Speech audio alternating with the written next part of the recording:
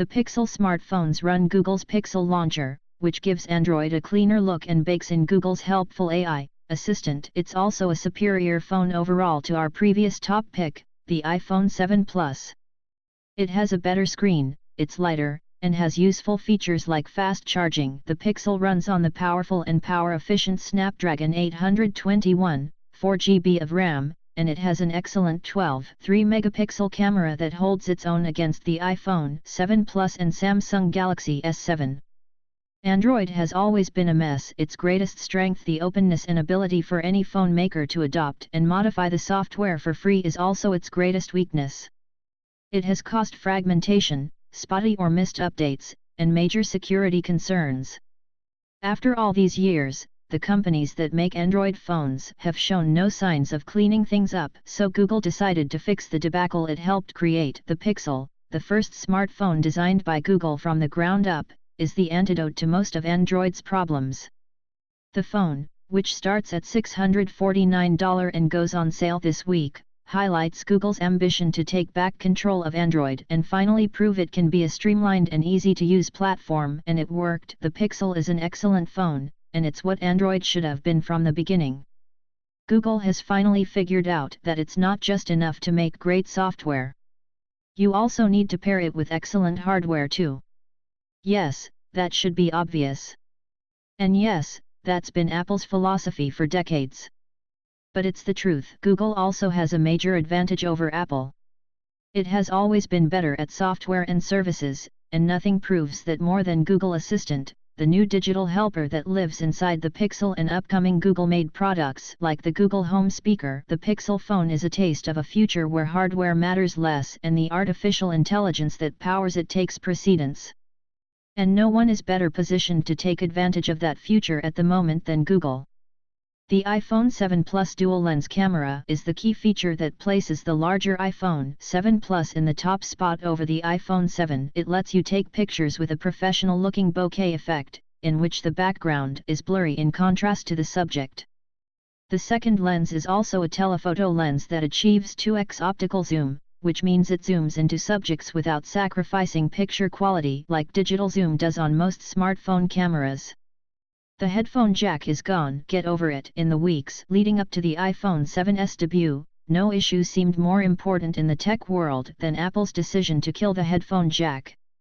It's been called user-hostile and stupid by detractors and praised as a brilliant, forward-thinking move by Apple fans. And now that the iPhone 7 is finally here, you're probably left scratching your head, wondering why Apple killed something that nearly everyone used every day with all their gadgets. You can't really judge the controversial move until you live with it for a few days. I've been using the new iPhone 7 and iPhone 7 Plus since Apple unveiled it last week. I survived. In fact, I think the missing headphone jack is such a minor nuisance that I barely noticed. I've also been testing the new wireless AirPods, which you can read about here. Headphone jacks aside, there's very little else that'll shock you about the iPhone 7. In fact, that might be deliberate. It looks almost exactly like the iPhone SIXS and iPhone 6 before it, more like an iPhone 6SS than a brand new generation of iPhone. Almost all of the new improvements are great, from the camera to the new home button, but they are also largely invisible. The iPhone 7 goes on sale September 16 starting at $649. The Plus model starts at $769. The headphone jack is gone. Get over it. In the weeks leading up to the iPhone 7's debut, no issue seemed more important in the tech world than Apple's decision to kill the headphone jack. It's been called user-hostile and stupid by detractors and praised as a brilliant, forward-thinking move by Apple fans. And now that the iPhone 7 is finally here, you're probably left scratching your head, wondering why Apple killed something that nearly everyone used every day with all their gadgets. You can't really judge the controversial move until you live with it for a few days. I've been using the new iPhone 7 and iPhone 7 Plus since Apple unveiled it last week. I survived. In fact, I think the missing headphone jack is such a minor nuisance that I barely noticed. I've also been testing the new wireless AirPods, which you can read about here. Headphone jacks aside, there's very little else that'll shock you about the iPhone 7. In fact, that might be deliberate. It looks almost exactly like the iPhone SE and iPhone 6 before it, more like an iPhone 6s than a brand new generation of iPhone. Almost all of the new improvements are great, from the camera to the new home button, but they are also largely invisible. The iPhone 7 goes on sale September 16 starting at $649. The Plus model starts at $769. The Galaxy S7 is a beautifully designed smartphone that sports the best camera we've seen on a smartphone, even beating the iPhone 7 Plus. It's also powerful, and its water resistance rests your worries of accidental water damage. You also get Samsung Pay, which works with almost any payment terminal in any store, something the iPhone's Apple Pay can't do. Note that this is not the same phone as the Galaxy Note 7, which has been recalled following reports that the batteries exploded. Now that the iPhone 7 Plus is out, the iPhone SE Plus gets a $100 price cut, and that's a great deal. Fine, you don't get all of the latest features that the iPhone 7 Plus has, like water resistance or that fancy dual-lens camera, but the iPhone SE Plus is no slouch. It runs on the powerful A9 chip and has features like 3D Touch, which can detect how hard you press on the screen and open up a new layer of controls for your apps. It also has an incredibly fast fingerprint sensor, as well as live. Apple's SI phones always seem boring at first. It's easy to get caught up with the fact that they look the same, while all the real improvements are somewhat invisible. This year feels different though. By now, we're used to Apple's cycle of changing the design of the iPhone every other year, and there have been few complaints from the usual horde of tech pundits criticizing Apple for simply iterating on last year's iPhone. I think that's because the new iPhone SE has more significant new features than any other S phone. It's faster. Both cameras are a lot better. You can take adorable animated photos. And, most importantly, the screen is pressure sensitive, which opens up an entirely new layer of control for your apps. It also comes in pink if that's your thing. I've been using the iPhone SE and SE Plus for a week, and it's nearly impossible to find anything to complain about. The SE starts at $649 and the SE Plus starts at $749. It's been 8 years since the first iPhone launched, and no one can beat it. Simply put, it's the best phone you can buy. The new iPhone SE is basically the guts of the iPhone SE stuffed into the body of an iPhone 5's. It's a frankenphone, a mix of the best Apple has to offer in a 3-5-year-old design that feels silly to write about weeks after Samsung released the best-looking phone you can buy. But the iPhone SE wasn't built for geeks like me who are obsessed with the latest and greatest phones with giant screens. It's made for the 30 million people Apple says bought 4-inch iPhones last year. It's made for the tens of millions who still haven't upgraded their old, tiny iPhones for the 6, either because they don't want a bigger screen or they don't want to drop another $650 on an Apple product. It's made for first-time smartphone owners. Moreover, iPhone SE is the greatest value of any smartphone. You get iOS, the best mobile platform in the world, the latest internal specs, advanced features like Apple Pay, and a top-of-the-line camera starting at a very reasonable $399. It's not for everyone, but if you can look past the smaller screen and familiar design, you'll realize you're getting a top-notch phone for $250 less than the iPhone SE. Not bad at all. You can pre-order the SE now and it goes on sale March 31st.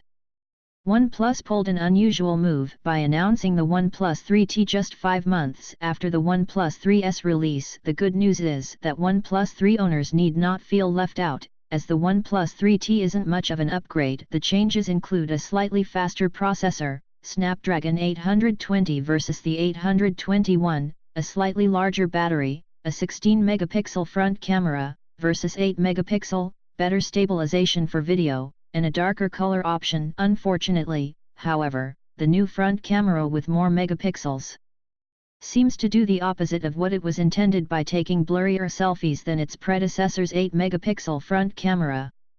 The Moto Z is that smart pillow, just in phone form. It's a device I've enjoyed using for the past 2 weeks. It's gorgeous, powerful, and legitimately inventive.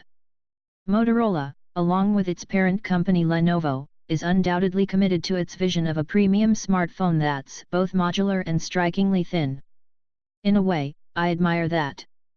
Then reality sets in, and I realize just how convoluted that vision is when the phone is out of a reviewer's hands, and into the hands of someone who just spent $620 to make it her main device for the next 2 years. The Moto Z sells out to achieve its design goals.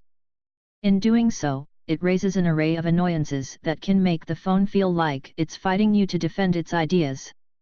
Also, the bezel's too big, and Motorola's fallen off a cliff when it comes to software updates. Technically, I've used the Verizon-only Moto Z Droid during this period, but aside from some bloatware, that's the same as the unlocked model Motorola plans to release later this summer. There's also a Moto Z Force, which is larger and pricier, with a stronger camera and a shatterproof display. In any case, here's what I've found.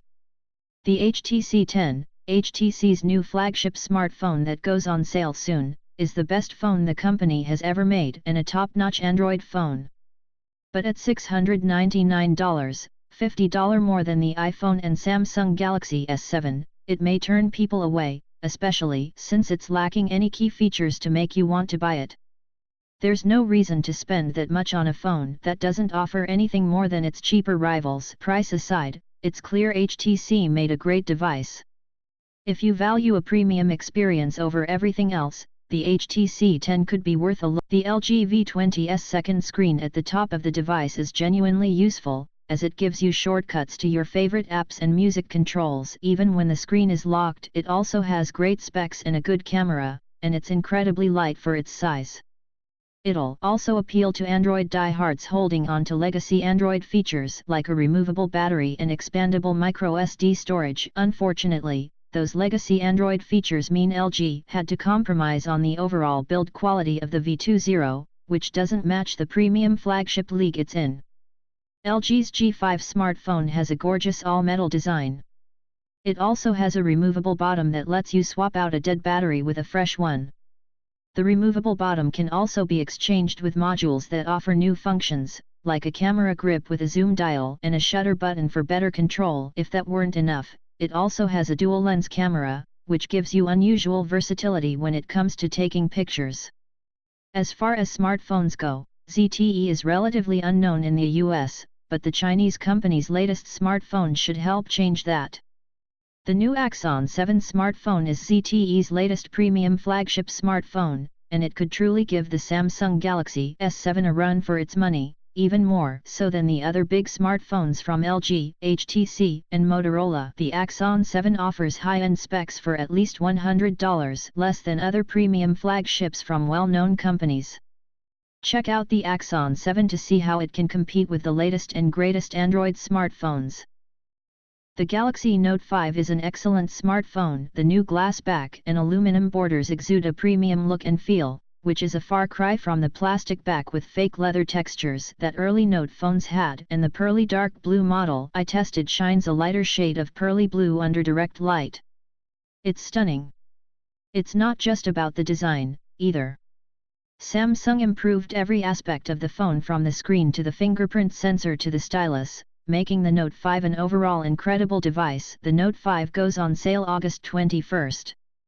It starts at $740 for the 32GB model, and all the major wireless carriers offer various payment plans or other deals. I've written before that I'm a big fan of the Moto G line of smartphones from Motorola. The G3 was a tough, zippy $180 phone that could run high-performance apps just a touch slower than the big-name flagships, and had a bold, if admittedly somewhat cartoonish, design. To this day I'll argue that the upgraded 16GB version is the best $220 I ever spent on a gadget. So now we come to the G4 Plus, the pricier of the 2GS Motorola released in its 4th generation. If upscale model of a mid-range phone sounds like a weird idea to you, that's because it is. And you can feel that discord when you hold the device in your hand. Where the G3 had a consistent design philosophy, well-made phone trading pricey innards for cost, looks like an aerodynamic Lego brick. The G4 Plus is a mishmash of high and low-end features that don't quite add up to a single idea of what a phone should be. For the first time ever, BlackBerry is straying from its comfort zone. Instead of running the company's in-house BlackBerry mobile operating system, its newest phone, the Priv, is the first device from the company to run Android. Don't be fooled, though. The Priv is still distinctly BlackBerry. There's the dark, classy look, the robust security, BlackBerry apps like BBM and Hub, and the company's signature physical keyboard. But the BlackBerry loyalists aren't numerous enough to keep BlackBerry relevant, and thankfully for BlackBerry, the Priv will please Android lovers too if they can swallow the $700 price tag when the phone goes on sale this week. It's the first time in several years BlackBerry has made a device with broad appeal outside corporations or government organizations. If you were a BlackBerry fan in the company's heyday, you're going to love the BlackBerry Classic. It looks similar to older BlackBerry models, but features a sharp touchscreen and an excellent physical keyboard. The BlackBerry Passport may look strange, but a lot of BlackBerry fans seem to love it. It has a really nice physical keyboard, but the key feature is its unique square design.